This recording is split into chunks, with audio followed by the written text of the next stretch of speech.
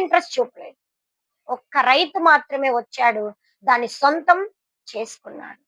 దేవుడు కూడా మన ముందే దాచిపెట్టాడు. వెదకాల, వెదకాల, దేవుని సన్నిధిలో వెదకాల. బుద్ధి జ్ఞానము కావాలని యేసయ్యను వెతుకుతూ ఉండాలి, వెతుకుతూ ఉండాలి. Then God will anoint you and me with the wisdom and knowledge. He will definitely anoint us. He will grant us wisdom and knowledge. దేవుని యొక్క వాక్యం చెప్తుంది, బుద్ధి జ్ఞాన సర్వ సంపదలు ఆయన యందే గుప్తమై ఉన్నాయి. మనకు మనం పెరిగి పెరిగి గొప్పవారైపోవాలనుకుంటే అది శాశ్వతమైంది కాదు. కానీ దేవుడు ఇచ్చింది శాశ్వతమైన సర్వ సంపద, శాశ్వతమైన జ్ఞానం. ఈ రైతు రాజు ద్వారా ఆ ధనాన్ని సంపాదించుకోగలిగాడు. ఇది నీకే.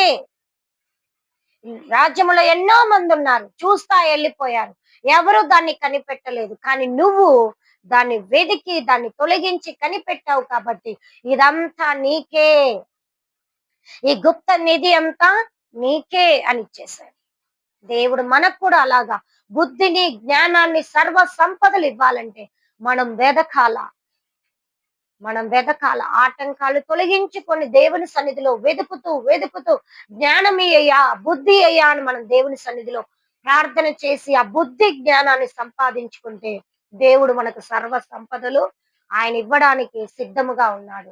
ప్రార్థన చేసుకుందాం. మహోన్నతుడా, జీవాధిపతి యేసయ్యా మీకు వందనాలు నాయన. ఈ సమయంలో మీరు మాట్లాడిన మాట కొరకే వందనాలు.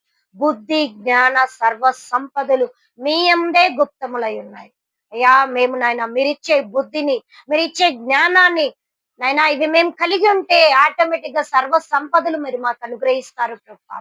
విన్న వాక్యాన్ని వదిలిపెట్టక ఈ లోక జ్ఞానాలు మాలో నుండి తొలగించి మీ పరలోక బుద్ధితో, మీ పరలోక జ్ఞానముతో మేము అభిషేకించబడలాగున సహాయం చేయండి. వాక్యాన్ని మాలో నీరు కట్టి ఫలింప చేయండి. ఈ లోక జ్ఞానము మీ దృష్టికి వెర్రితనం ప్రభా. ఈ లోక జ్ఞానం మేము కలిగి ఉన్నది వ్యర్థమే. మీరిచ్చే పరలోక జ్ఞానం కావాలి, మీరిచ్చే బైబిల్ జ్ఞానం కావాలి, మీరిచ్చే ప్రార్థన జ్ఞానం మాకు కావాలి. అవే మమ్మల్ని మీ యొద్దకు చేర్చగలవు ప్రభా. కాబట్టి సహాయం చేయండి, వాక్యానుసారంగా జీవించినట్లుగా కృప చూపండి. యేసు నామంలో ప్రార్థించడి వేడుకుంటున్నాం తండ్రి. ఆమేన్, ఆమేన్.